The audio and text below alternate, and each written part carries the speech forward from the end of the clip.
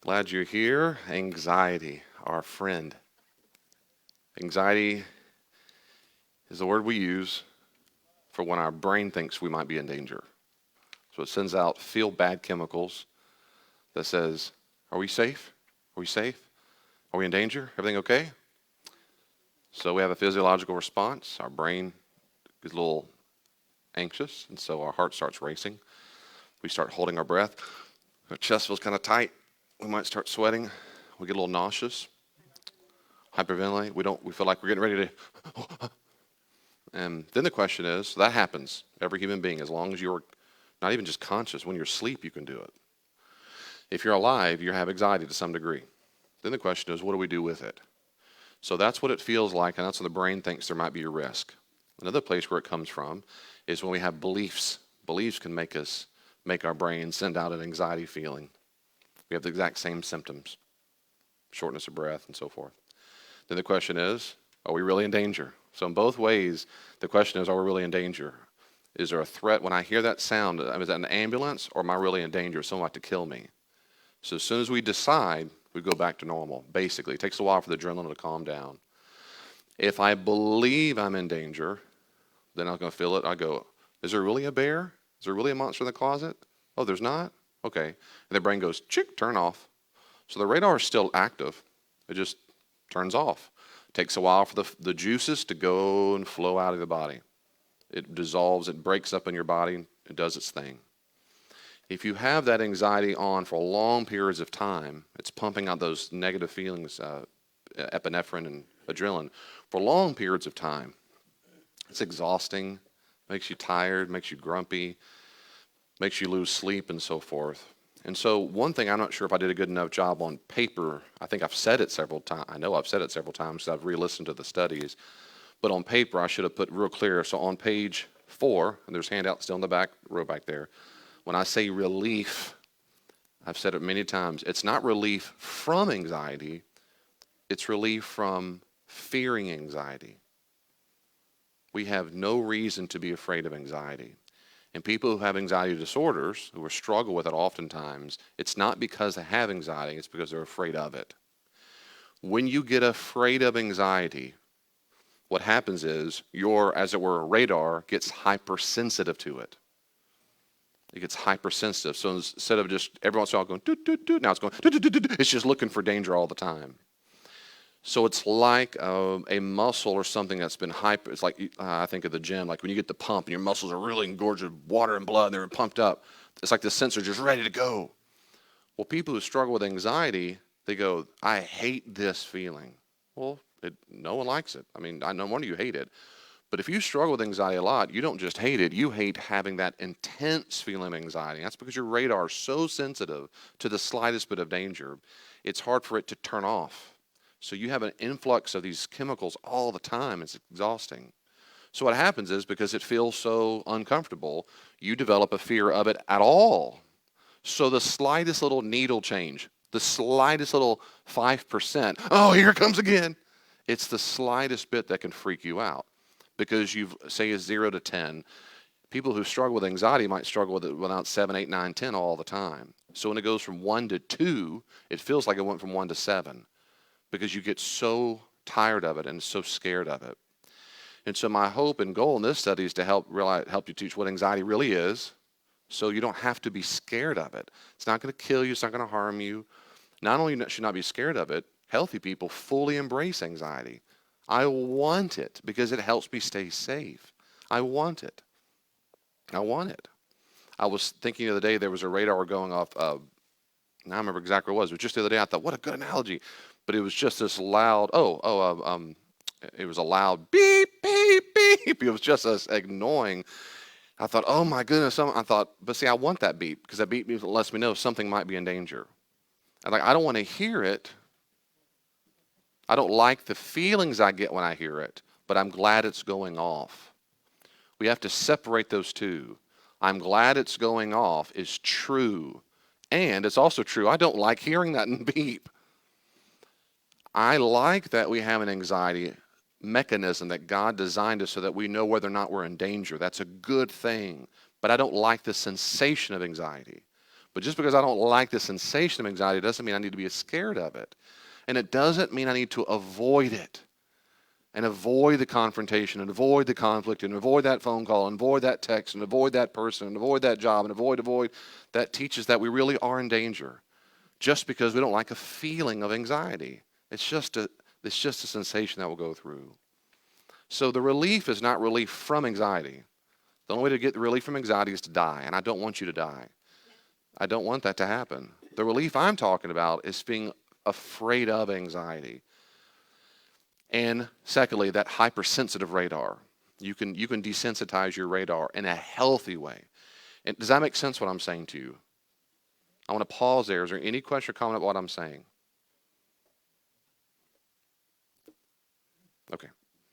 So very briefly, in review at relief, there's ways to do like the kill switch to help your body, the physiological response to calm down, it's called hyperarousal, for that to calm down, for the radar to turn off. Even though it's going to be in your body for a little bit, there's certain things you can do to help, kind of like a kill switch.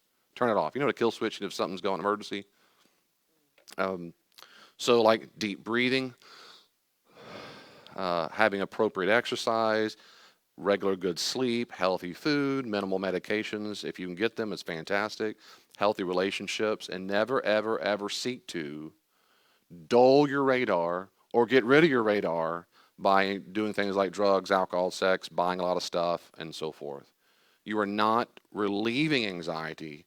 You are making the anxiety worse because you're teaching yourself to be afraid of it. I feel nervous. I got to get a beer on the way home. I'm so stressed. And you have taught, you've taught your brain that stress is danger. And to get the edge off, you had to get alcohol. So you've taught yourself, once again, you've reinforced an unhealthy belief, a false belief. And that false belief is, I need to be afraid of anxiety. No, you don't. No, you don't. You just don't need to be afraid of it. It will go out of your body if you'll let it. And so healthy people accept it and allow it, and they practice appropriate disciplines to make sure they're not scared of it. The other areas come the mind. The mind is how I like to think about how to get the fire out in the first place, as it were. And that's why I finished last week, is to say we want to recognize there are beliefs that we have. Journaling can do this, but if you're not good at all about this, you probably do need a counselor to help you think this through. And so I wrote down here exactly what I do and how I train people. I feel anxious when blank happens. That's usually the easiest thing to nail. I do feel anxious. I feel heart racing, a little nervous, and so forth when this happens. 2, I feel anxious because I'm afraid of. And in my experience, every time I've ever done counseling, they go, I'm not afraid of that. I go, what are you afraid of? Nothing. Which tells me, frankly, they have unawareness. They're not aware that anxiety is the manifestation of fear. That's a survival mechanism. Yes, you are afraid of something. The reason why they don't think they're afraid is because they feel ashamed to be afraid. So a lot of work of mine is trying to help them say, you don't have to feel ashamed because you have fear. Yeah, you're right. I know I don't. If you knew that, I believe you might know, but you don't believe it. If you believe that, you would not be scared at all to talk about a fear that you have. And I guarantee you, if you in this room have a fear of shame, of being afraid or whatever, I guarantee at some level your parent taught you, or you started believing that you should not be needy. It's bad to be needy. It's bad to be weak. It's bad to be sad or need mom or daddy. They fussed at you when you had needs. They told you to suck it up, cowgirl, and you learned the false belief that being weak or having needs at all is a bad thing, and you just bad. And so a little kid, and you just like, it didn't make the need go away. It just made you feel badly for having it. And that was nonsense. You should never have been taught that. Nevertheless, if you can get past that, if you can, and counseling might help you here, when you can finally start acknowledging, I am anxious because I am afraid of, when you can do that, you're on your way to healing road. You're on the road. I'm afraid of blank. No matter how silly it might sound, how unchristian it might sound, it doesn't matter. It's in you. So you're trying to get that out. What am I afraid of? I'm afraid that spider's going to jump up and eat my head. That just sounds so stupid. Before you judge yourself, can we at least pause for a moment and make sure we understand the belief, the fear? You are afraid? Yeah. Okay. Why are you afraid like that? Where'd that belief come from? Before we start judging everything comes out of your mouth, because I'm not judging you. I know you're used to doing it to yourself, but that's another counseling issue. So what is it? And then, well, why is that? Now that might be the first question, might be your belief. But usually it's not. Usually you have to know another one. Okay, well then why does that, what's at stake there? And where does that come from? You're going all the way to the bottom at some, what we usually call core belief. And that core belief is exactly what's going on. And these beliefs, that's what causes anxiety. Once you get that, I'm gonna do a case in point here in just a moment. I'm gonna go through this, and then I want to show you we'll do a live demonstration. So that's what you do. Then once you have that belief, and this is so powerful, once that under the iceberg comes on top of it, as it were, the water, then what you want to do is write it down, compose it, because that's gold. See that as a precious gift to yourself. A precious gift. I finally see, I understand that is what I believe. Before I judge it, before I tell it to shut up and go away, there's my pen. Before I do that, oh Lordy, ask yourself, is that belief true? And the key is all the time. Well, it depends. No, is it true? You said you were afraid that, you said your belief, when you finally got to the bottom of it, you said you believe people are going to hurt you. Is it true that all people at all time are going to hurt you? And usually what happens at this point, they either go, well, no, they'll get it. If they can't get it, and especially from my perspective, if I know that's certainly false, all people all the time won't hurt you. I know that because I'm not in their, I'm in the adult ego state and I have a perspective they don't have. If they can't see it, then I'm going to say, let me ask you this question. Do you have anybody in your life you love, like a child or a grandchild? Anybody at all? And the answer always is, yeah, niece, nephew, someone. Yep, good. Would you teach them to believe what you just told me? And all of the time so far, the first thing I know is, no, I would never teach. You wouldn't, why not? Why wouldn't you teach them every single person from Chicago will rob you? That's what you believe. And there's a pause. Why wouldn't you teach them to believe that, but you do believe it? Why is it okay for you, but not them? And they've never considered that entire lives. That's the difficulty of getting beliefs out. And it's because they have believed it for so long. Somewhere along the line, some caretaker taught them that. And it feels normal to them. And so then my job, and I tell this to people when I counsel, part of my job I'm counseling, is I'm the false belief police. I'm there to go, no, that's false nonsense. I'm not fussing. That's a false belief. And so whoever told you that is wrong. That's wrong. If it's true, praise God. You write your journal out, true. Woo! If it's false, you write false. Underline. And read it over and over and over. Beside it, you put the true belief. And sometimes a true belief is simply nuance. That's fine. Sometimes people might hurt me. That's true. Yep. Yeah. So what are you going to do about that? Go live in a cave? A deserted island? Some of you say, yes, that's what I'll do. You could do that. Do you think that's the healthiest option? Yeah, because people can't be trusted. So we're back to that again. Let me ask you this question. Would you teach your son to go live on a deserted island the first time he thinks that? No, that'd be silly. I agree. I think that is silly. I think you don't have to live on a deserted island. So what's the true belief? People can fail me. Well, if they can fail me, then what would happen if I fail me? What happened? Because you're addressing that fear again. Here's exactly what you say to yourself every single time. I'm going to save you years of heartache by what I'm about to tell you. You're welcome. Years and years of heartache that no one told me until I was an old man. Because what people want to do when they deal with this fear and anxiety, they want to control everything around them and all the people around them and all the events around them, and that's my row, and that's my chair, and that's my parking spot, and that's my pastor, and that's my song, and that's my this. They want to control everything around them so they don't have to feel anxiety. That's exactly what you should not do. That's exactly what unhealthy people do. What healthy people do, instead of all figuring out how they should say this and do this to the people to make everybody happy, what they should say to themselves immediately is, I can handle it. Well, what if, say it with me, I can handle it. I don't believe you. But what if they get mad at me? I can handle it. But what if the job doesn't work out? I can handle it. But what if I don't know that song and I don't like it at church? I can handle it. Sing anyway, sister. But I can handle it. Later on, I'm going to change it up a little bit on purpose. When we get to the wounded child, I'm going to say, I like to say this too, we can handle it.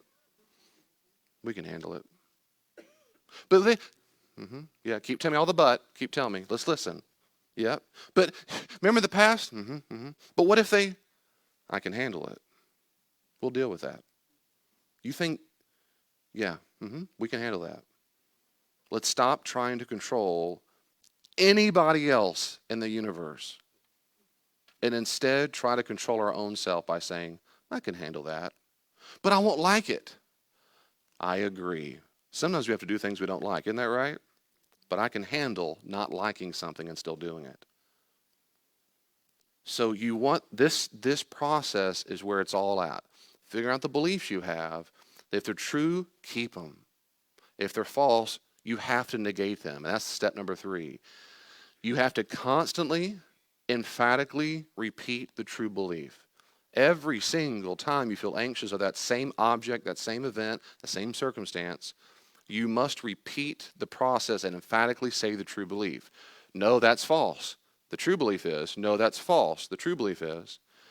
Over the years, what I've done personally is I have written down what I like to do is when I do my journal work and do my false true beliefs, I will keep the true beliefs, the ones that really resonate with me, that go, yeah, that's good stuff. It's hard to hear, or maybe I don't fully believe it yet. No, okay, but I know it's true. This is the stuff I would teach my kids. I keep that in another document, and I print it out. And it's gone through various iterations in my life. I've had it in a wallet insert. I've had it, I've got one printout right now on my desk. It's pretty old, though. I have a list on my phone right now. I used to have a list I put when I worked at a restaurant inside my little thing, insert so I could read it.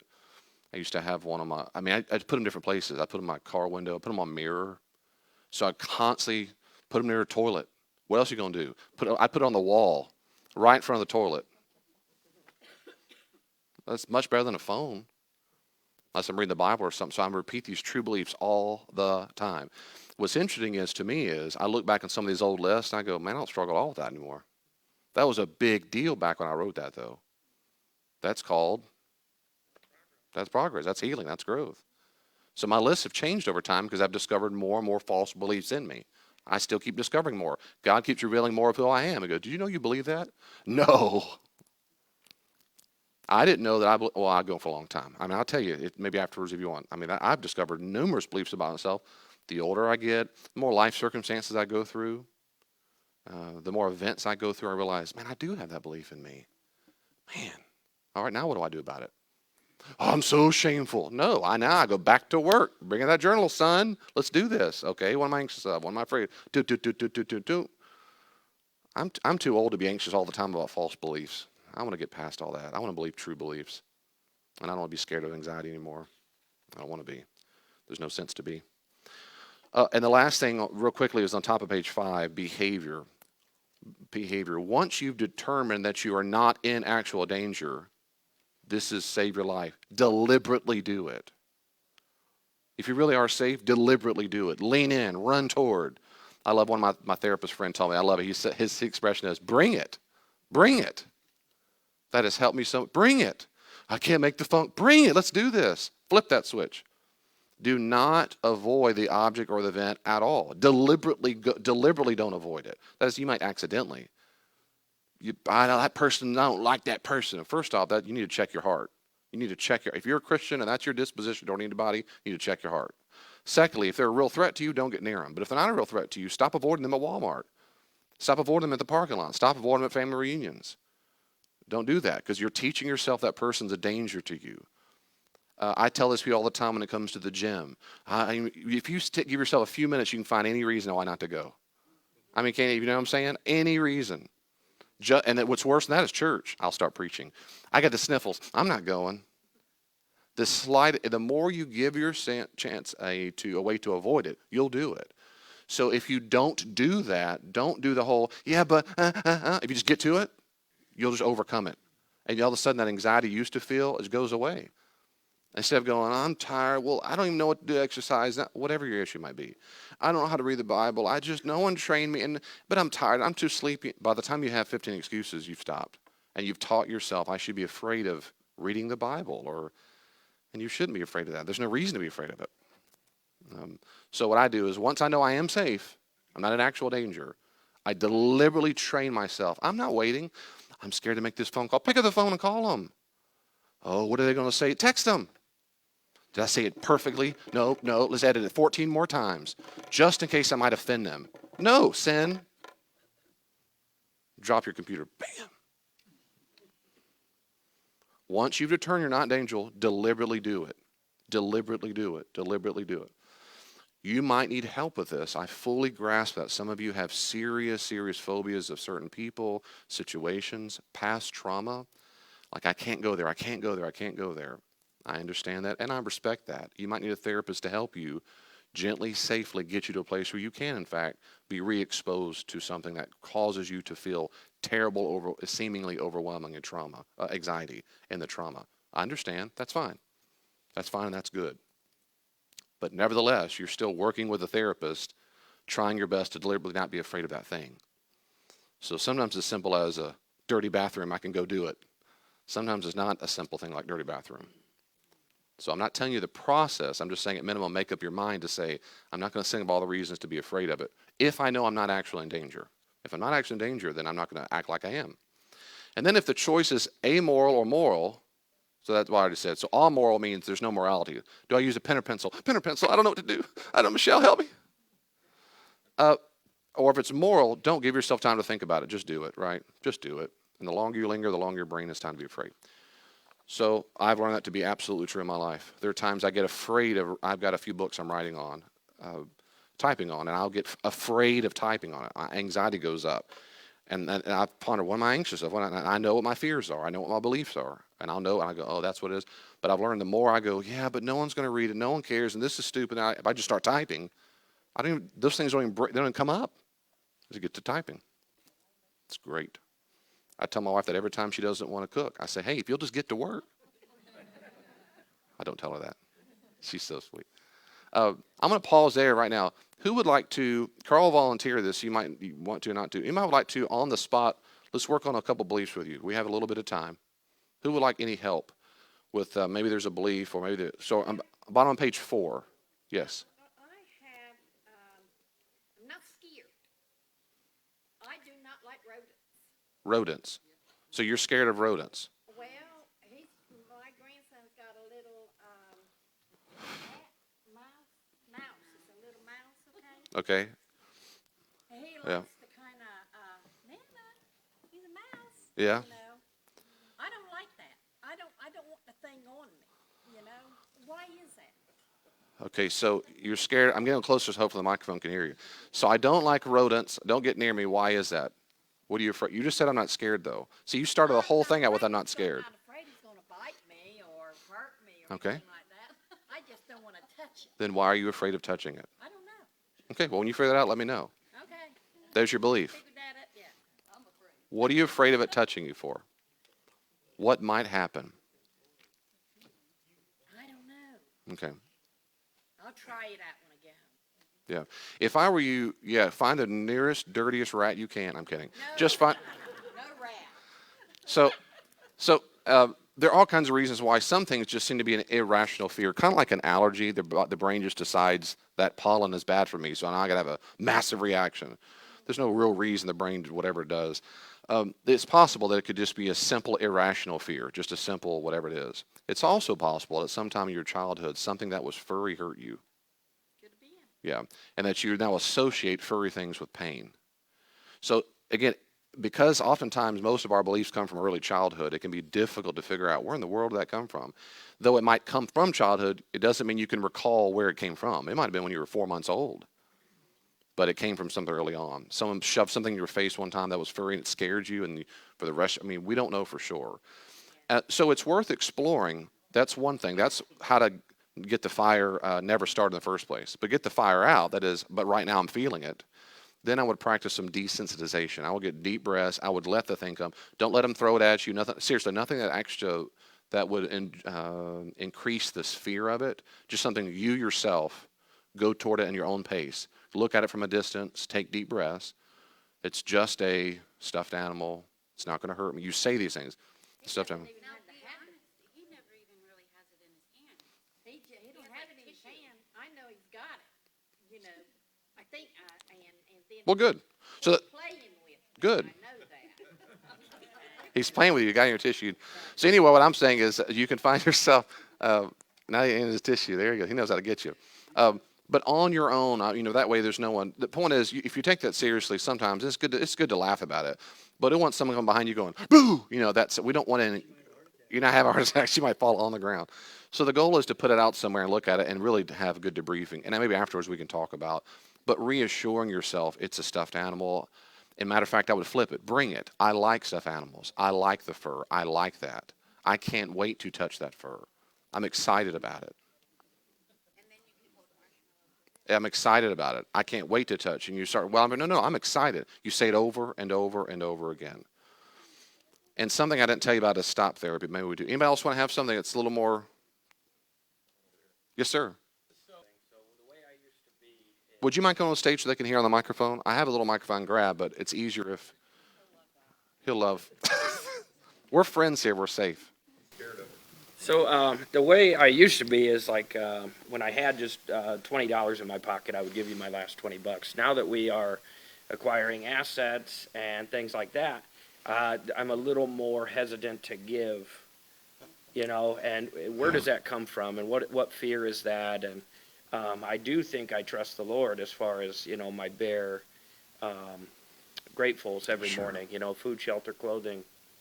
Sure. Swimming pools and things like that. Absolutely. Just like the base, Gucci's. Yeah, Gucci shoes. Just basic needs. Just the base level. But where does that fear come from? I mean, we obviously have enough, but yet I'm more hesitant to give than I was when I didn't have anything to give. Well, as usual, I suspect I know, but let's ask you. Okay, so no, come here. So, all right, so let's go. So I feel anxious when. Like I'm put in a situation where I have to measure how much I have versus how much I should give. Okay, because I'm afraid that if I don't figure that out, That I won't have enough. Suddenly my family doesn't have enough, right? Which is obviously ridiculous. no judgment. No judgment. So I'm afraid that my family won't have enough. I'm afraid if that happens, then. Lose your house, you just lose all these irrational fears. Okay, you're judging it. Yeah, All right, so. I'm very judging. Yeah. All right, so you might lose Lose what you have. what you have. And if I lose what I have, then that would mean I wouldn't have anything. if I don't have anything at all. I'd just be on the streets. Okay, if I'm on the street, that would be bad because I'd have to live with David. I had to live with David. That's the worst. There's your core belief. There's your core fear. If I live on the streets, I'm in danger there because. I wouldn't be able to, I wouldn't be able to provide for my family. I wouldn't have, comforts. Comfort. I'd be very uncomfortable. Yeah, very uncomfortable. Really? Yeah. What's that? I'm afraid to be uncomfortable. Afraid to be uncomfortable? I don't like being uncomfortable. I think she Yeah. should get up here too. That's That sounds like that's what I believe too. yeah. Physical marriage therapy. We do this around the heart. Yeah, good. So good. So so at its core, probably to reframe it a little bit, but I'm not putting words in your mouth. But probably then at its core, then at the very, very bottom is would you feel more safe or more in danger if you're on the streets? In danger. Yeah, you'd be in danger. I mean, you'd feel that way. Yeah. The anxiety is I'm in danger. The belief is I'm in danger if I don't have my stuff. Yeah. Well, and the weirdest thing is, like, when I had nothing, that was like some of the most serene time I've had. Mm-hmm. Because I didn't even have to think about it when I had nothing, Like, it was just move on to the next thing. I don't have anything. Go on, Uh-huh. But in that state of life, I don't know. in that state of life, you weren't the person you are right now, Oh, yeah, absolutely. No, that was quite a while ago. right? Yeah. But you were doing other things that you've stopped. Yeah. Well, and that was even in, like, early sobriety when, Gotcha. you're rebuilding, paying debts and things like that. Yeah. But it was easy, Well, and we can maybe sometime talk about that too. Yeah, But yeah. that's good. But at core, then I feel in danger if I don't have my stuff. So wherever it came from, whether it came up like 6 months ago or after sobriety into whatever it is, at some point you started believing if I don't have my stuff, I'm in Or danger. a certain number in your account. Okay. Or a certain number. A certain number. Whatever that. Yeah, it's a strange thing. Okay, stop judging. So if I stop, I'm police on this. So if you say that's the belief, though, the belief is I'm afraid that, or I believe that if I don't have my stuff in a certain number, I am in danger. So that's exactly what I would compose in your journal. Now the question is that true or false? False. It is false. It is false. Now before you, of course, it is. My point is, there's a part of you, your child ego state, that believes it's true. So what we do is write that out, and then we true it. So what's the true belief? So what would be a replacement true belief? Yeah. Versus that. Sure. Before the true belief. So think about a true belief. Yeah. Probably less so. Yeah. What do you, if you had it's online, if you had a family and were single, what do you feel is much danger? Right. And that's part of my thing was things were different back then. Right. He had a different situation going on. That's why it's not apples to apples. Yeah, now in somewhat I measure the person that I am with how well we're doing, how well off we are, how, because growing up with less than, it was like, you didn't feel as good because Yep. we weren't Yep. as good as Yep. X, Y, and Z, and, Yep. and that kind of thing. So that's that child, that's got to be the child belief. So that's another belief you have that's Yeah. driving the anxiety. What would that belief? If you put that in a sentence, because I believe that. But I believe that, the more stuff we have, the more money we have, the better people we will be. More people will be able. Is that true or false? That's got to be false. It is false. Because would you teach your precious Hannah that? I'm kidding. I'm just right. It's got to be false because it is false. And this is where we don't, in my opinion, I don't want to throw a bunch of Bible verses at you because then I don't want to induce guilt. But it's true what you said earlier, of course, is that I know that I can trust God. I believe that you know that. But I believe that knowledge is not countering the belief. And the way to do that is to what you just did. Get the belief out on paper or say, that is what I believe. Then the next step is, the true belief is, instead of I'm in danger, I don't have stuff in a certain number, and I'm not valuable unless I have a certain number, what would be the true belief? I'm valuable regardless of the number And why are you valuable? because I am God's child. That's exactly right. I'm valuable because I'm God's child, period. There's nothing after that. Yeah. There's nothing after that. So, okay, what's another true belief? What about the value stuff from relatives, neighbors and whatnot? So instead of I matter when I have a bunch of stuff, Yeah, I matter regardless. I matter regardless. Okay, what about the safety issue? God will take care of me. I'm safe. I am safe. Yeah. And let's think through it. So now let's talk. So I am safe because God will take care of me as much as He wants to take care of me. Then the question is, so think of a realistic, probable thing. If I probably lost all my stuff, would I probably be living on the streets? I probably would not. Probably would not be living on the streets. And you could, we don't have to tell right now, but you could list probably several names of families who would instantaneously brought you in. True. Right? And that's a true belief. Like I would not, in probability, I would not be on the street. I would not be in danger. And that's the key. And so then the key is, so there's you got your false and your true, and I would repeat that over. So, I mean, for a long time, I would go back and read. That is what I used to believe. That's what I want to believe. So I'm in this transition. Then every single time the anxiety comes up with money again, you don't replay the whole thing. You go straight to the true belief. You go straight, and that is, I am safe. If I even got that bad, I would have somewhere to go. Yeah. You go straight to that true belief. You don't go, well, it depends on the economy, because that's not your problem, right? Because your belief wasn't the economy. That's not your struggle. That's not the fear.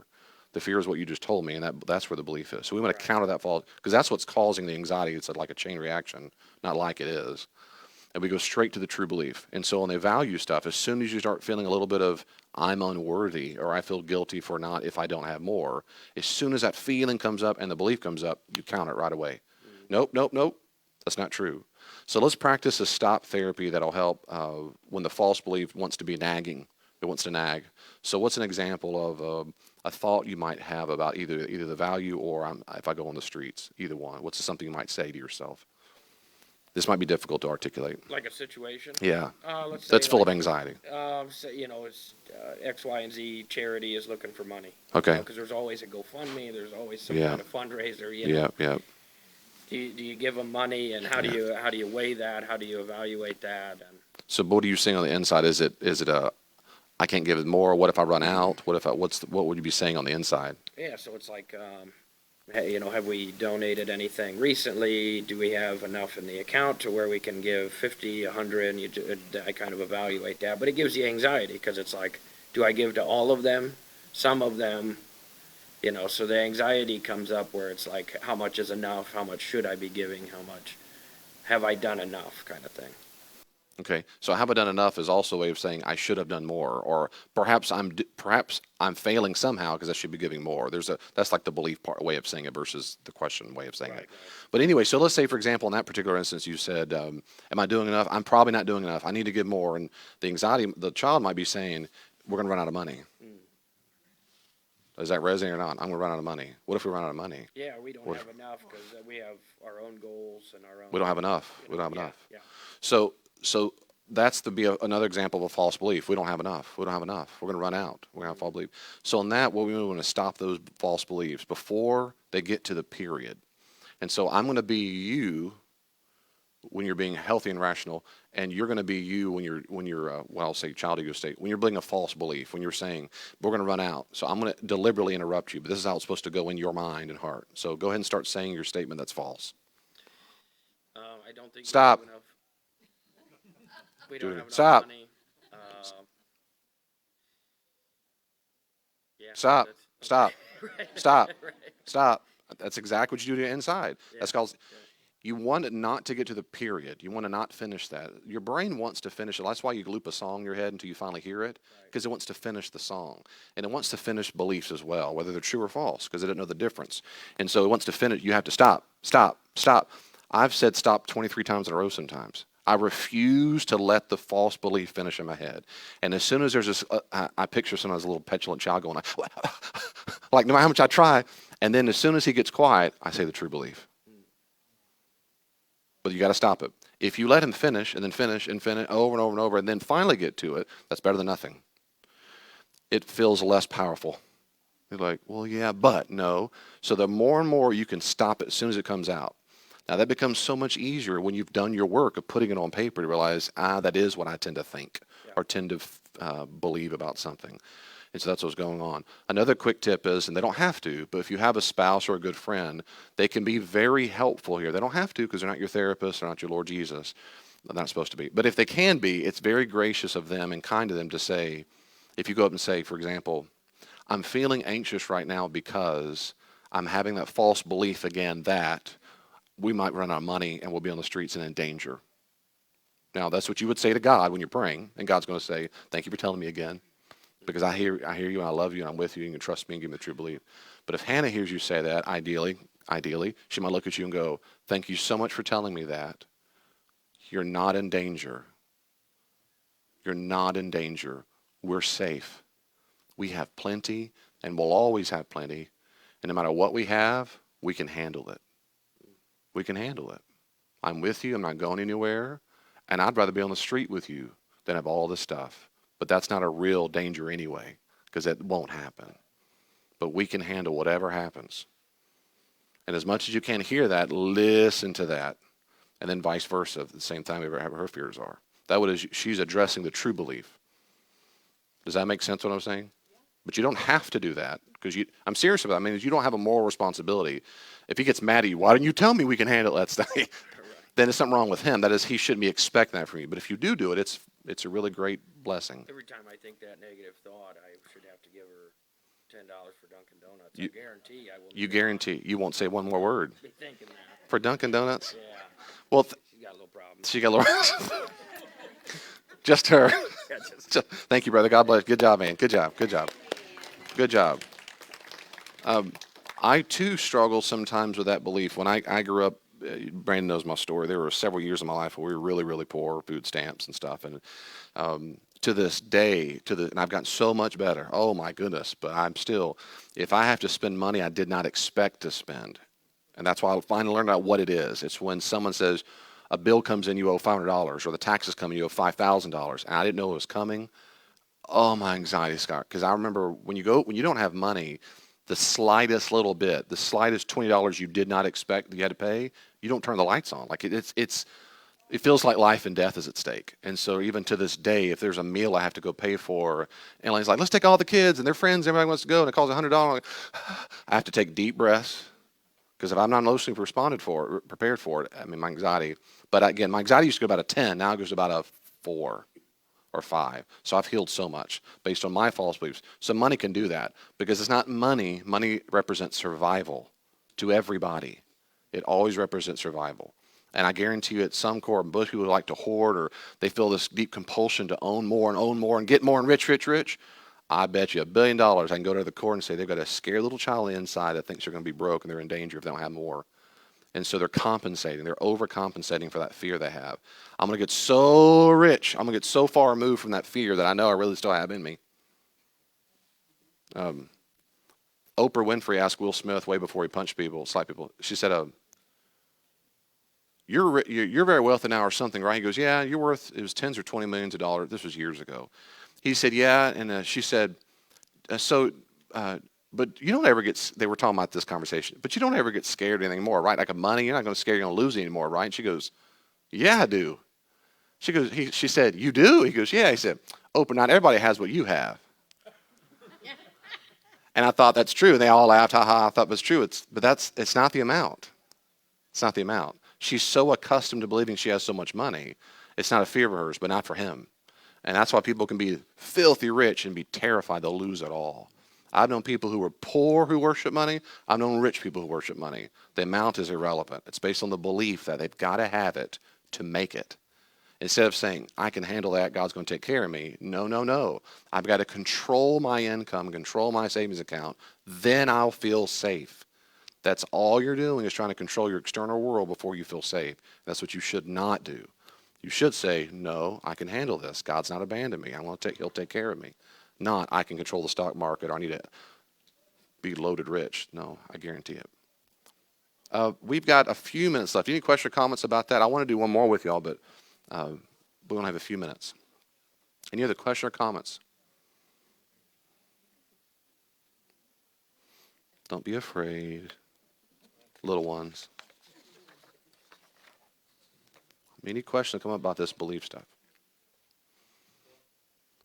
Carl, did you want to add anything before about this issue? We've been working about this lately. You're sweating through your shirt? Okay, so I won't make you come up here. Yes.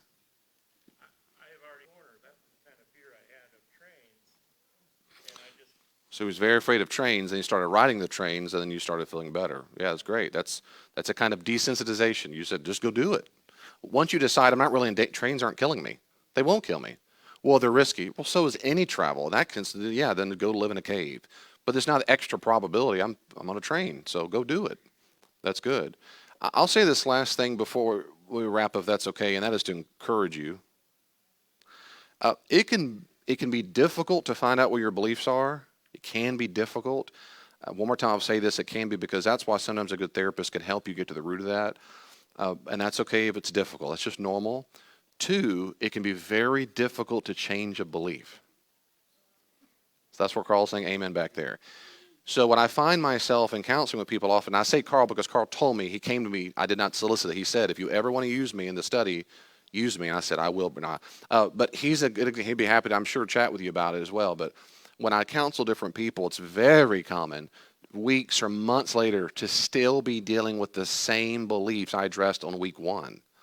When they say, well, it's because I blah, blah, I go, why is that? They go, da, da, da, and we do the whole thing. What, da, da, da, da, and then finally they go, oh, that one again? Or, oh, we covered it. Yes, we did cover that. I know, no, don't beat yourself up.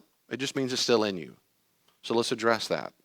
But what happens is people get better at noticing the false belief. They start believing that is what I'm doing. So that takes time. So what you don't want to do is beat yourself up. What you do want to do is give yourself grace. You want to give yourself grace to say, you know what, it took I have been believing this for many, many, many moons, many years. It's going to take a while to disabuse myself, and that's okay. If it's minor, sometimes it'll take long, fuzzy things, maybe that can be quick. Sometimes it's not. Sometimes really deep-rooted things like I'm afraid of men because I was molested, and it might take a long time to stop being afraid of them. So it depends. So give yourself grace. It can take a long time, but it can happen. I'm living proof of it. I'm telling you. Well, you're David. No, I'm just David. I'm telling you, that's hard work, but it works. So let me say a prayer for us as we wrap up. And we do thank you, Jesus, again, to think about these things and know that you are the great physician. I'm so thankful that you're a good, loving Heavenly Father who wants to rescue us from irrational and false fears. I'm glad about that. I'm glad because you're not a distant, oblivious God. You're not a mean old meanie God. You're a loving Heavenly Father who runs after the prodigal son. Help us, Holy Spirit, this morning continue to reveal to us who we are and, of course, who we are in you. Please remind us every time we get anxious, no matter what it is, that by your empowerment and your ability, that we can handle it. It's your battle to fight, and you don't know how to lose.